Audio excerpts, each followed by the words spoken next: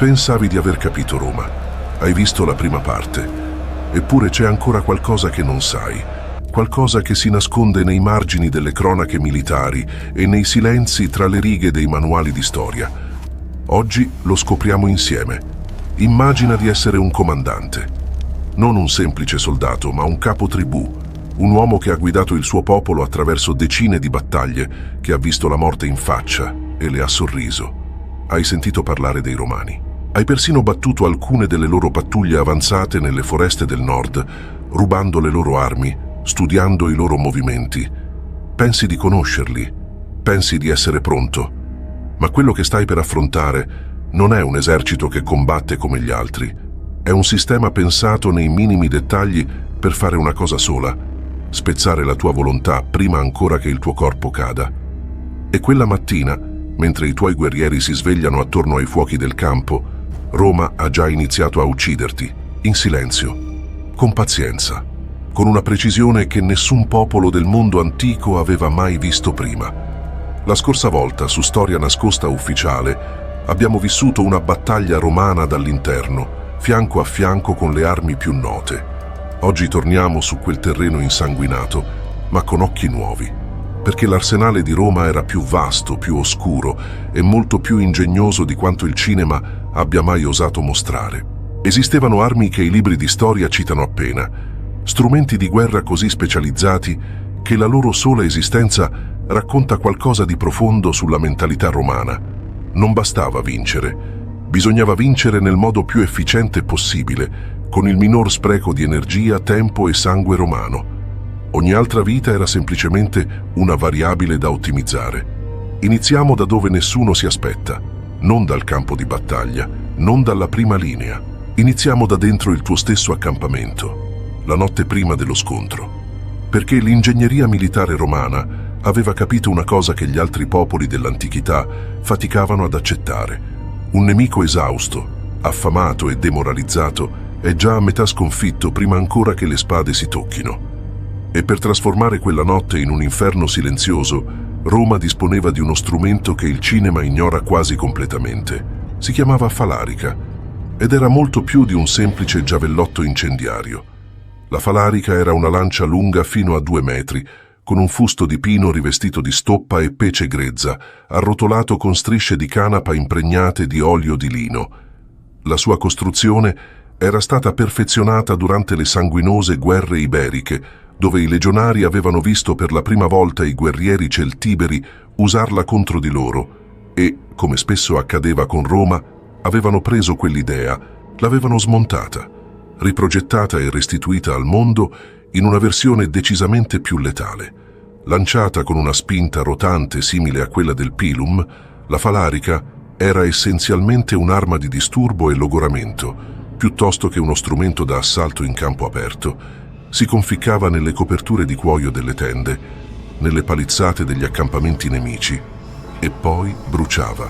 Non si spegneva con l'acqua, perché la pece fondente continuava ad alimentare le fiamme anche quando veniva sommersa.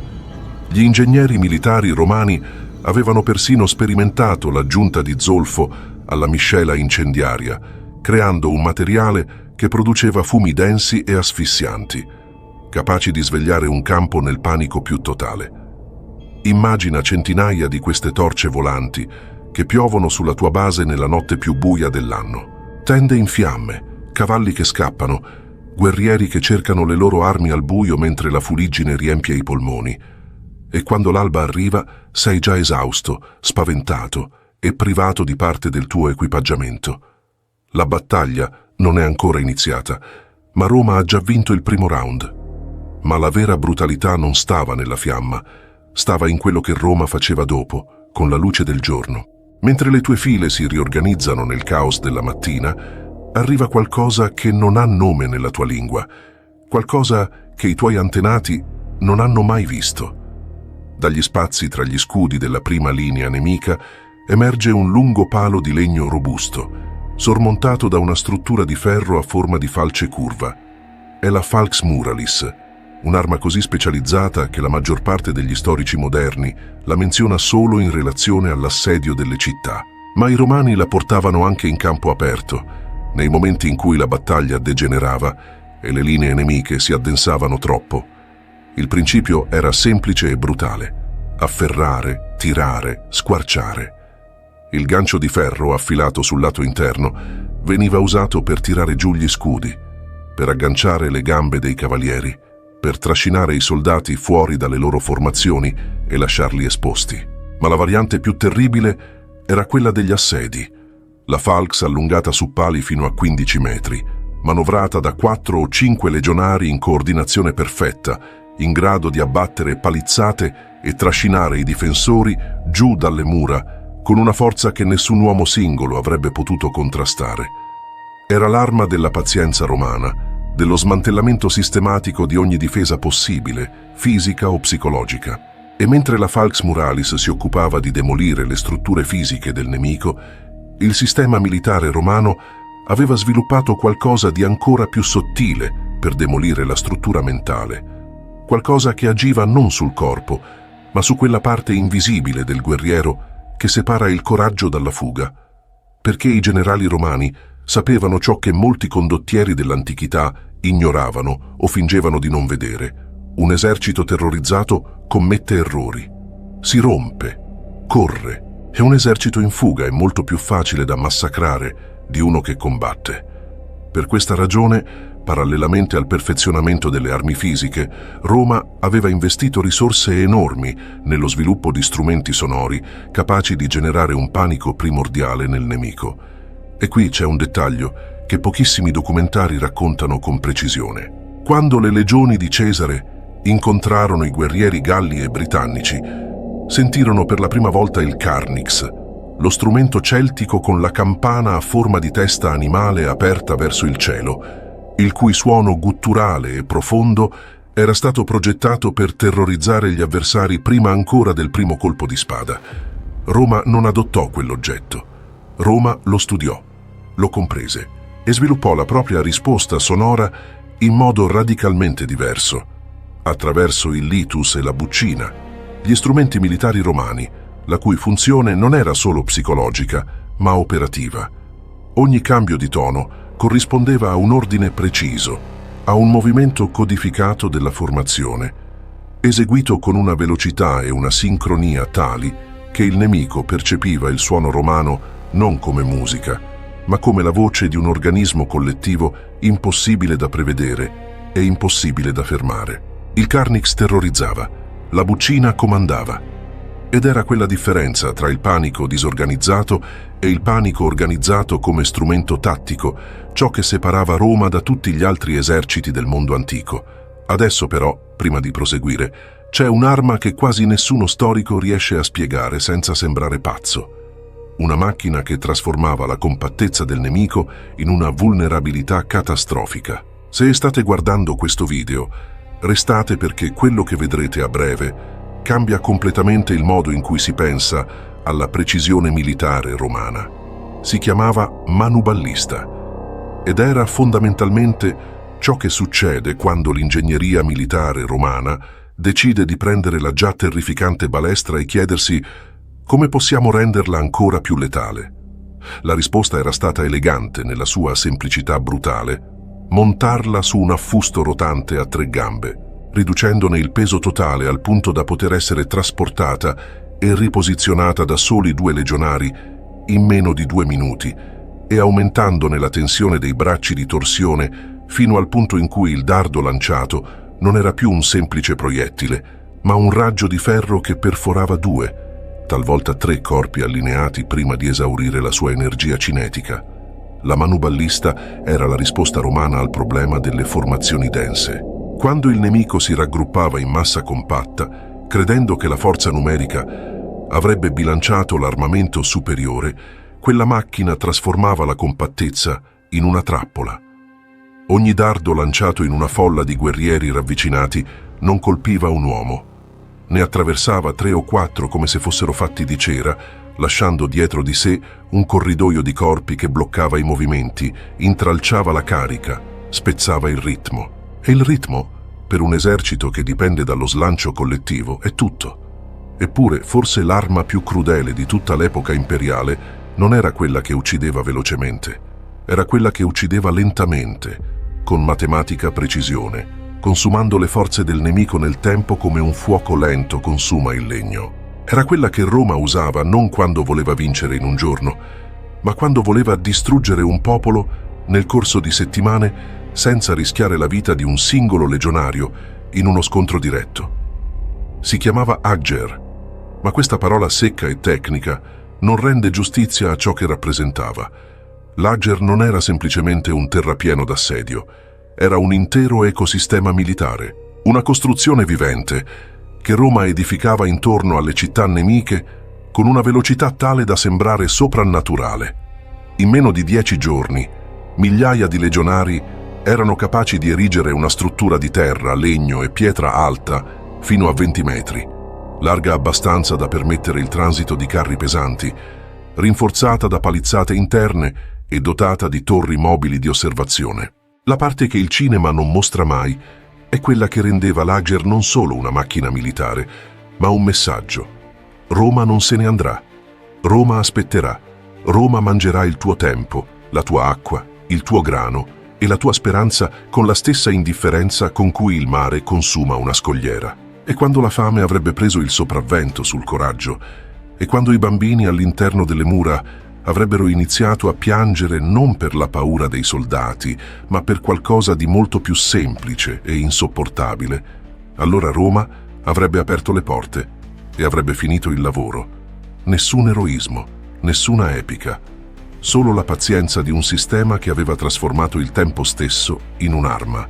C'è un'ultima categoria di armi che la storia moderna tende a sistemare in una nota a piedi pagina, trattandola come un dettaglio tecnico minore rispetto alla gloria delle battaglie campali. Eppure, se si guardano le guerre di Roma con gli occhi di chi le ha perse, queste armi emergono come qualcosa di più vicino a un incubo ingegnerizzato. Parliamo delle armi da lancio veloci, progettate non per i grandi assedi né per le cariche frontali, ma per quei momenti caoici in cui la battaglia si trasformava in una mischia totale, dove la distanza tra alleato e nemico collassava e ogni secondo di vantaggio significava la differenza tra la vita e la morte. Tra queste, il semispata era forse l'esempio più eloquente della filosofia militare romana, applicata al livello più intimo del combattimento. Mentre il gladius era una lama progettata per uno spazio di manovra minimo, ma comunque calcolato, il semispata era ancora più corto, ancora più diretto. Una lama di circa 40 centimetri con una geometria della punta appositamente studiata per penetrare negli spazi tra le lamine dell'armatura nemica, nelle situazioni di corpo a corpo stretto, dove le braccia non potevano estendersi e dove ogni colpo doveva trovare la sua strada attraverso sovrapposizioni di ferro, cuoio e carne. Non era un'arma per eroi, non aveva niente della romantica bellezza delle spade cinematografiche. Era uno strumento freddo e utilitario, progettato per funzionare in condizioni in cui tutto il resto falliva, quando i ranghi si erano dissolti e quando l'unica cosa che separava un legionario dalla morte era la velocità del suo braccio e la geometria della sua lama. Se il semispata era la risposta romana al combattimento ravvicinato totale, un'altra arma rivelava qualcosa di ancora più profondo sulla mentalità militare di Roma: la capacità di prevedere il fallimento e progettare soluzioni per gestirlo. Perché il sistema militare romano sapeva benissimo che la battaglia non va mai esattamente come pianificato.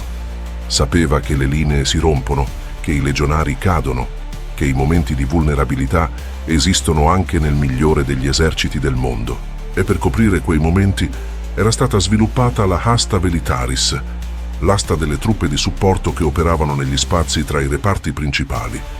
Lunga appena 1,20 m, con un fusto di frassino ridotto al minimo e una punta di ferro sottile come un ago, la Hasta Velitaris non era progettata per perforare le armature pesanti, era progettata per volare veloce, per coprire distanze brevi in frazioni di secondo, per essere lanciata da soldati in movimento pieno, da guerrieri che saltavano da una posizione all'altra nel caos della battaglia, da uomini che avevano bisogno di un'arma che non rallentasse i loro movimenti e che potesse essere usata senza creare quella frazione di secondo di immobilità che in battaglia è indistinguibile da un'invitazione alla morte. E poi c'è qualcosa che, a differenza di tutto il resto, non aveva un nome singolo, e non era una sola arma, ma un sistema, una filosofia applicata al ferro e al fuoco.